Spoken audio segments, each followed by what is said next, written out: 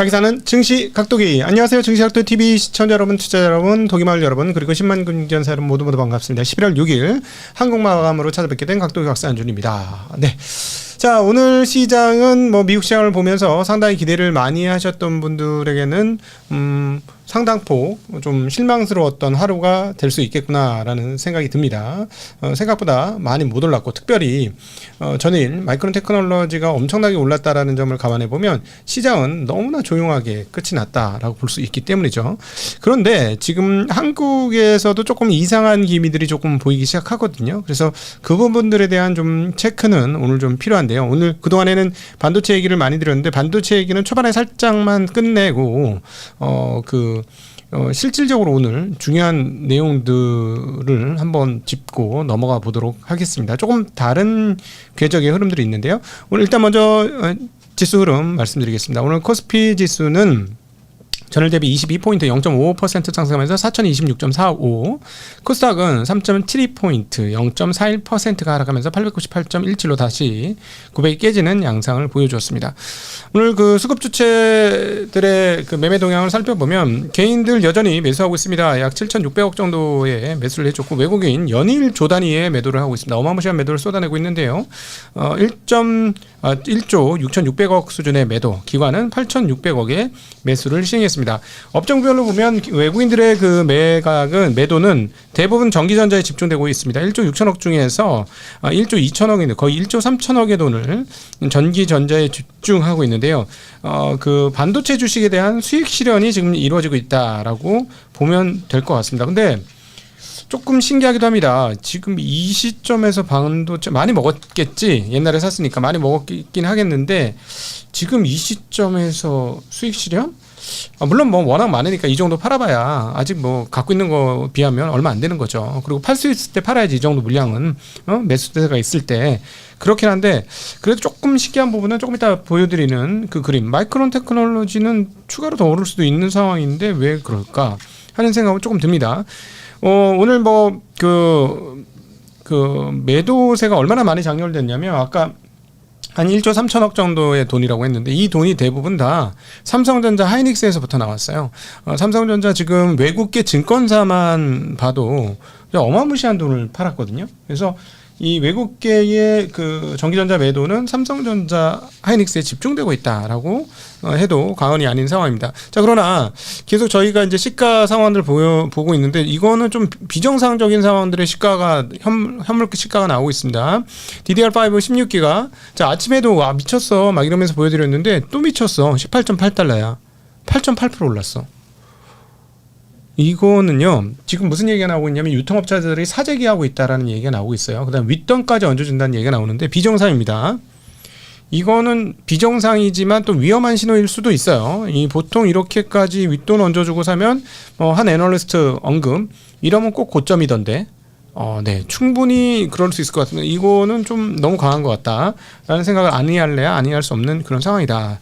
일단 이거는 이제 오늘 뭐 그동안에 계속 꾸준히 얘기 드렸고, 이 가격을 보건데 외국인들의 매도가 왜 그런지는 조금 잘 모르겠다라는 생각도 더불어 듭니다. 자, 그러나 오늘의 핵심적인 이슈는 이게 아니었어요. 왜냐하면 삼성전자 하이닉스 빠지긴 했습니다만, 뭐 대체적으로 이 정도면 뭐 무난하게 마감되었다. 왜냐하면은 뭐 삼성전자 조금 빠졌고 하이닉스는 오히려 좀 올랐으니까 말이죠. 삼성전자 1.3% 빠졌는데, 물론 이제 미국의 마이크론 오른 거에 비하면 좀 웃기고, 그다음에 D램 올라갈 때 최대 수혜가 삼성전자인데 그걸 감안해 보면 좀 이상하긴 합니다만, 뭐 하이닉스는 빠진 건 아니고 또 1.5% 올랐으니까 오늘은 이게 큰 이슈가 아닙니다. 오늘의 진짜 큰 이슈는 금리 이슈가 진짜 큽니다. 자, 그래서 오늘 장 한마디 한국 마감에서 한번 준비해봤어요. 뭘 좋아할지 몰라서. 자, 금리가 이 상태로 계속 오른다면 부동산은 어쩌지? 네. 지금 여러분들이 모르는 사이에, 관심이 별로 없던 사이에 한국 채권 가격이, 채권 금리가 급등하고 있습니다. 다시. 자, 금리 막대기를 꺼내야지. 금리가 급등하고 있다. 채권 가격은 엄청나게 떨어지고 있다. 라는 얘기가 되겠죠. 자, 한번 보도록 할게요. 금리가 지금 어떻게 금리가 올라가서 채권 가격이 떨어지고 있는지. 자, 이게 최근 흐름이에요. 최근 일주일 흐름. 갭 금리가 갭상승합니다. 갭상승. 자, 그 주식만 하는 분들 입장에서는 저걸 어떻게 보셔야 되냐면 차트를 거꾸로 틀어서 보셔야 돼요. 조금 더 긴 시계를 볼까요? 지금 상황이 어떤지?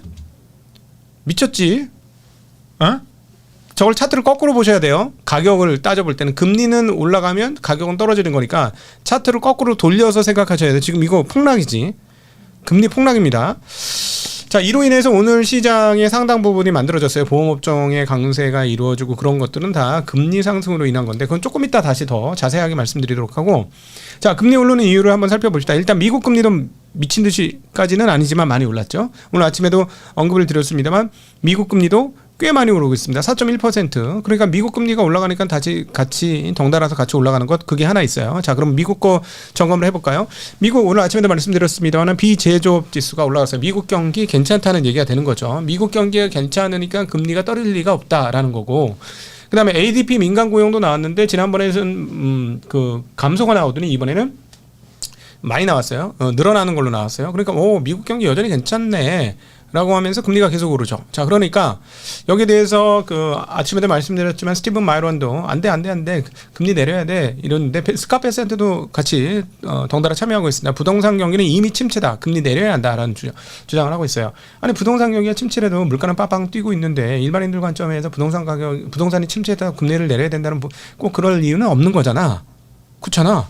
부동산 때문에 물가 상승 촉발시킬 수는 없는 거잖아.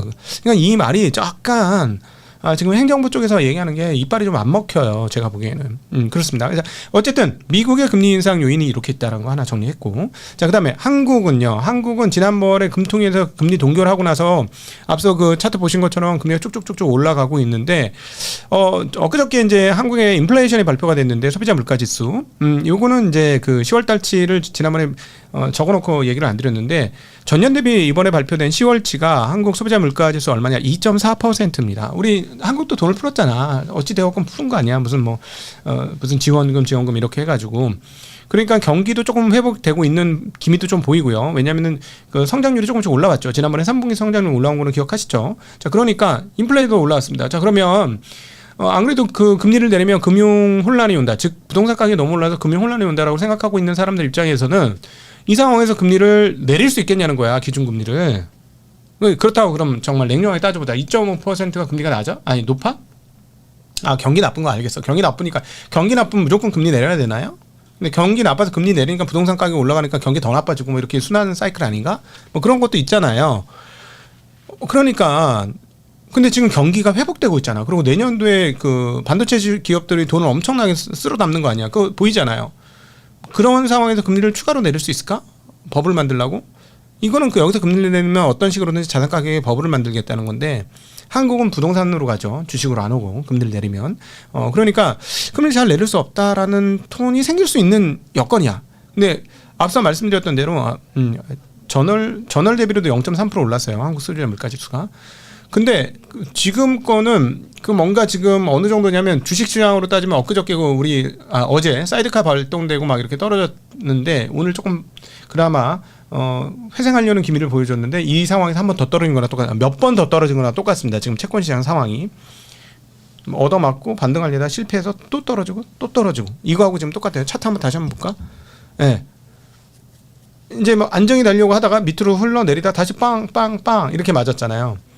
이러면은 오늘은 신용 물량 손절까지 패닉성 손절도 나왔다는 이야기가 들리고 있습니다. 채권 시장이. 자, 그래서 이 채권 가격의 하락으로 인해서 주식시장 어떤 일이 벌어졌느냐? 오늘 업종으로 따져보면 제일 강세의 업종, 고루고루 제일 강세의 업종은 보험업종입니다. 하나손보 13%, DB 8.3, 현대해상 6.5% 급등을 했습니다. 왜 이러냐면 금리 상승이 보험의 회사에 유리하기 때문이에요. 자, 증치각도의 TV에서 한 발 더 들어가 보죠. 그냥 금리 상승이 보험업종에 유리하기 때문에 주가가 상승했습니다. 끝. 이렇게 하면 증치각도 TV가 아니잖아. 업자 방송인데 그래도 그죠? 업자가 하는 방송인데 왜 그러냐면요. 아까 말씀드렸죠. 금리가 올라가면 가격이 떨어지잖아요. 금리가 올라가면 가격이 떨어져. 근데 이게 장기물로 가면은 1년, 2년짜리가 아니고 10년, 20년짜리 장기물로 가면 움직일 때 이 폭이 어떻게 되나? 훨씬 커져요. 훨씬. 지렛대 원리로 끝단으로 갈수록 점점 커지는 거잖아. 와, 이 채권 진짜 이 정도면 진짜 쉽게 설명하는 거다. 진짜. 예? 여기서 이렇게 하는 거하고 여기서 이렇게 하는 거하고 이 폭이 훨씬 커지잖아요. 그렇죠? 장기물의 금리 상승이 크면 가격 하락이 훨씬 크게 나타나는 거예요. 예, 이해되시죠? 자, 생각해봐. 1년짜리 1%는 1%인데 10년짜리 1%는 따지고 보면 곱하기 10년을 해야 되니까 10%나 마찬가지인 거 아니야. 그래서 이게 듀레이션이 길수록 영향을 더 크게 받는다. 뭐 이런 전문적인 뭐 용어를 쓰고 막 그런 식으로 하죠. 자, 어쨌든 이거 어려운 듀레이션 나오면 머리가 정지가 되기 때문에 더 이상 얘기 안 할게요. 그러나 어쨌든 한 번 더 얘기해야 돼. 보험회사들은 부채를 길게 갖고 있습니다. 특별히 생명보험이 그렇죠. 생명보험한테 부채는 누구예요? 고객이지. 고객의 보험금이지. 만약에 고객이 보험금을 맡겼는데 사고가 터졌어. 그럼 보험금을 납입해야 되는데 보통 생명보험은 기록지가 얼마 돼? 죽을 때까지. 길잖아. 길어. 그래서 뭐라고 하냐면 부채의 듀레이션이 길다. 부채의 듀레이션이 길다. 그러면 금리가 올라가면 어떻게 가격 하락 속도가 굉장히 커지는 거죠. 그러니까 부채가 길어. 근데 부채 듀레이션이 길고 자산의 듀레이션은 짧아요. 왜냐하면 아니 상품 어디 가서 저 금융상품 가입해 보세요. 30년짜리 얼마나 있어요. 다 1년, 2년, 3년, 4년, 5년 뭐 이렇게 다 끝나는 거 아닙니까? 그러니까 지금 금리가 올라가면 만기 다음 달에 만기 오는 거 있는데 그거 그러면은 지난번에 2.5% 받았는데 이번엔 3.5% 받겠네. 뭐 이렇게 되는 거 아니겠어요? 그럼 금리가 올라가잖아. 근데 부채는 어차피 천천히 갚아도 되는 거니까 값어치는 떨어져 있으니까 내가 새로 신규로 가입하는 제품에 금리가 높아서 수익률이 높아져. 그러면은 부채보다 더 유리한 상황이 오게 되는 거죠. 그렇기 때문에 금리가 올라가는 국면에서는 특별히 생명보험사는 상당히 좋다. 그래서 오늘 보험업종이 전반적으로 강세했는데 특별히 뭐 손보호가 쪽이 더 많이 강세를 보였다. 이렇게 설명을 드릴 수 있겠습니다. 기본적인 설명을 드렸는데 이해가 되셨으면 좋겠습니다. 이 금리 얘기 나오면 다 머리가 정지가 되는데 자, 근데 사실은 그런 측면에서 이 보험회사들이 이런 채권물만 하면 안 돼요. 주식을 해야 돼요. 왜냐하면 주식을 사면 자산이 되는 건데 이 자산의 소위 말하는 듀레이션이라는 건 어떻게 돼요? 주식의 듀레이션은 기업에 대한 듀레이션이니까 이 회사가 망할 때까지 유지할 수 있는 거잖아. 듀레이션이 굉장히 깁니다. 주식은 회사가 망할 때까지니까. 그러니까 사실은 부채 듀레이션과 자산 듀레이션을 맞춰야 밸런스가 잘 맞는다는 보험의 특성을 감안해 보면 빨리 보험도 주식을 할 수 있도록 길을 더 열어야 돼요. 다른 데보다 일단 보험을 열어야 돼. 그래 버크셔 해서웨이가 보험회사지 않습니까?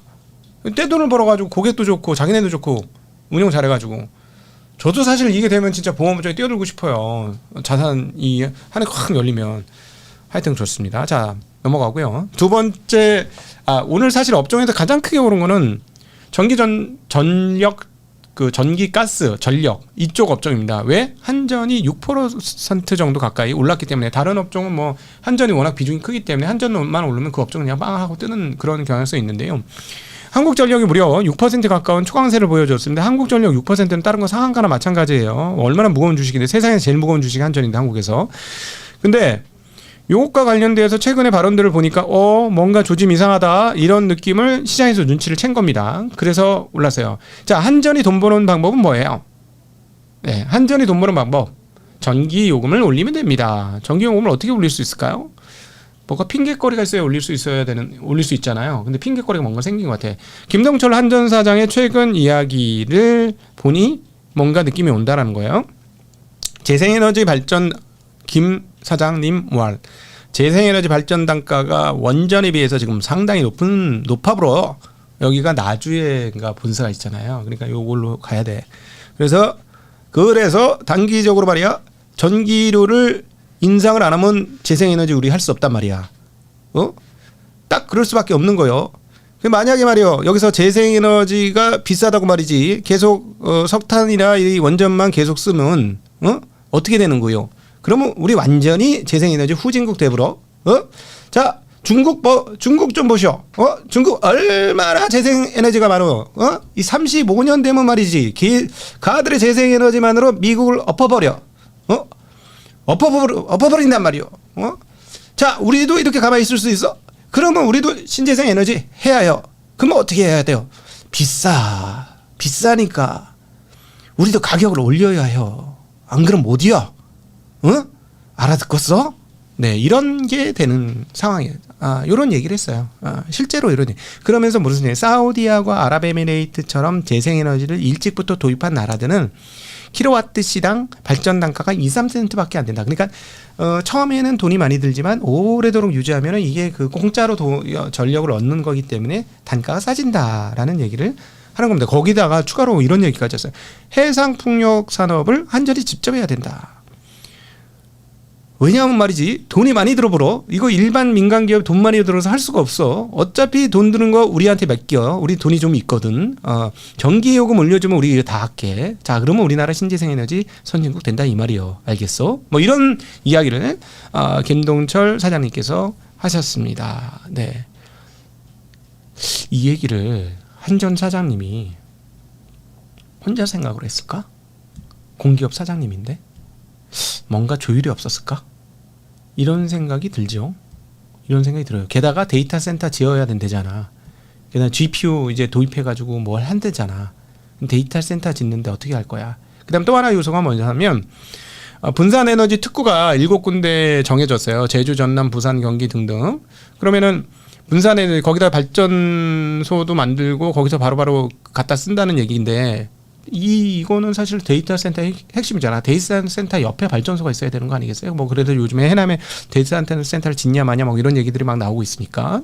그러면 바로 옆에서 이분이 이 부분에 대해서 뭐라고 질문하니까 뭐라고 얘기했냐면 기회이자 위기다라고 했어요. 지산지소, 즉 발전소 옆에다 뭔가를 짓는 거게 되면, 그러니까 그 데이터 센터 옆에 발전소를 지으면 쉽게 얘기해서 한국전력이 전력망을 확충하는데 수고를 덜 수 있다. 이건 즉 뭐냐면 송전소나 아까라도 되니까 돈이 굳어버려. 뭐 이런 얘기를 한 거죠.